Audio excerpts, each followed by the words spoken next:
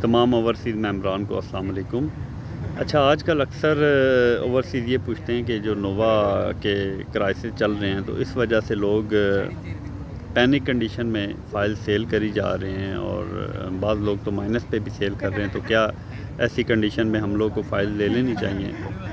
تو اس کے لیے میں آپ کو تھوڑا سا پیچھے لے کے چلتا ہوں۔ جب نووا لانچ ہوئی، یہ چودھری جنید کا پروجیکٹ تھا جس نے نووا نیو سٹی بنایا تھا، اس کے غالباً وہ چودھری قمر صاحب ماموں ہیں۔ تو پھر اس نے اپنا نووا لانچ کیا، تو اس میں کافی سارا انویسٹرز اس کے ساتھ چلے گئے۔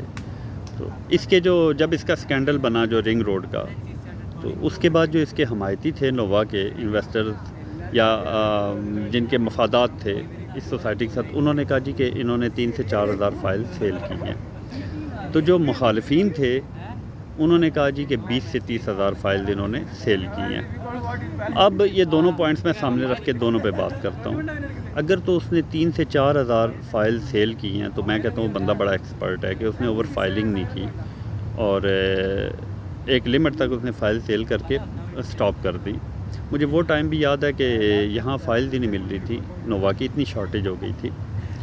اب دوسری طرف آتے ہیں جو مخالفین ہیں، جیسے کامران خان ہی ہے غالباً نام اس کا، کوئی صحافی ہے، اس نے نووا کے اگینسٹ پروگرام کیا تھا، اور اس نے کہا تھا جی کہ 30 ہزار یا 20 ہزار فائل انہوں نے سیل کی ہیں نووا والوں نے، اس میں آدھا یا پورا اسلام آباد آتا ہے۔ ماشاءاللہ آپ اس صحافی کے نالج کا اندازہ لگائیے، وہ 20 سے 30 ہزار فائلز کو آدھا یا پورا اسلام آباد اس نے بنا دیا۔ بلو ورلڈ سٹی کے بارے میں ہم نے سنا تھا 70 ہزار فائلز انہوں نے سیل کی، تو وہ بالکل سائڈ پہ ہے۔ کیا آدھا راول پنڈی یا آدھا اسلام آباد آیا تھا یا پورا؟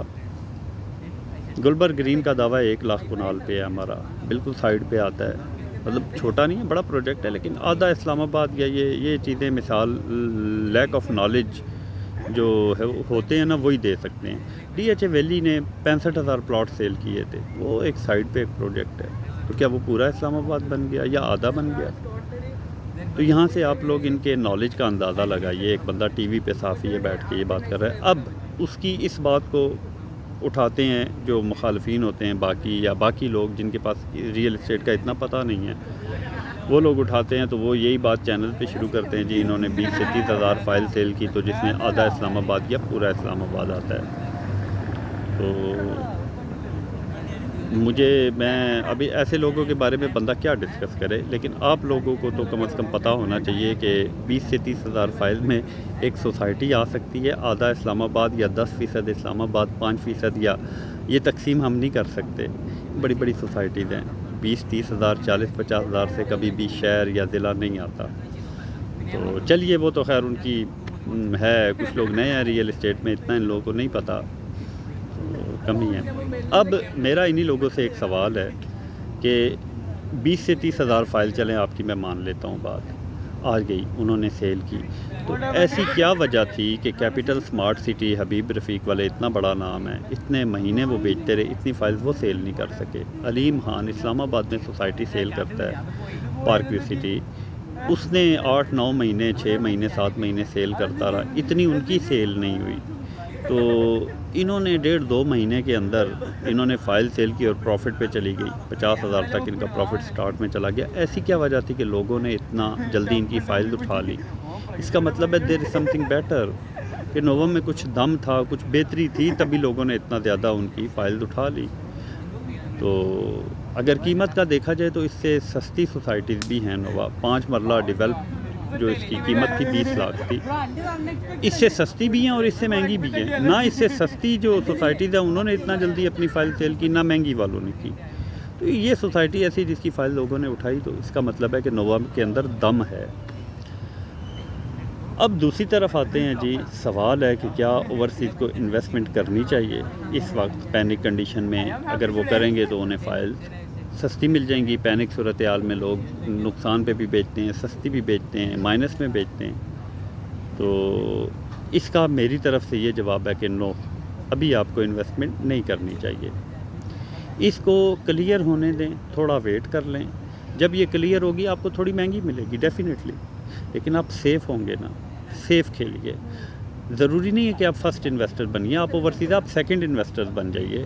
جو فرسٹ انویسٹرز ہیں وہ اگر ابھی فائلز اٹھا رہے ہیں وہ لوگ، لیکن ان کا کام ہی فائل کا ہوتا ہے، وہ اٹھاتے ہیں 10 فائلز اٹھائیں، 20 50 فائلز اٹھائیں، وہ ایسی کنڈیشن میں فائلز اٹھا لیتے ہیں، بعد میں وہ مارکیٹ میں لے آتے ہیں، انہیں آپ کرنے دیجیے، آپ سیکنڈ انویسٹر بنیے۔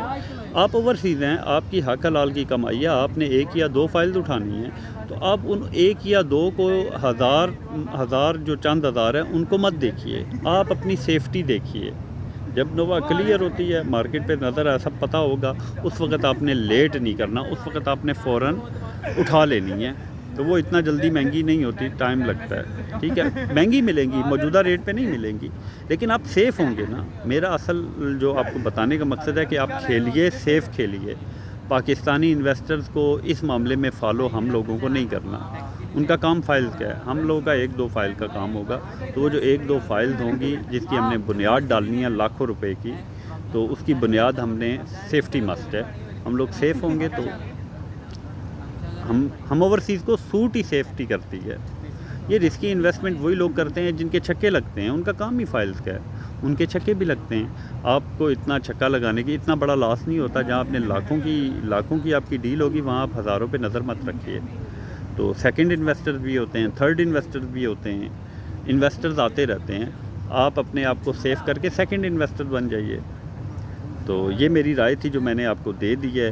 اس کے باوجود اگر کوئی کرتا ہے تو میں اس کو روکوں گا نہیں، لیکن جو میں بہتر سمجھتا تھا اوورسیز کے لیے، سیکنڈ انویسٹر کے لیے میں کہہ رہا تھا، تو وہ میں نے سوچ آپ کے سامنے رکھ دی ہے۔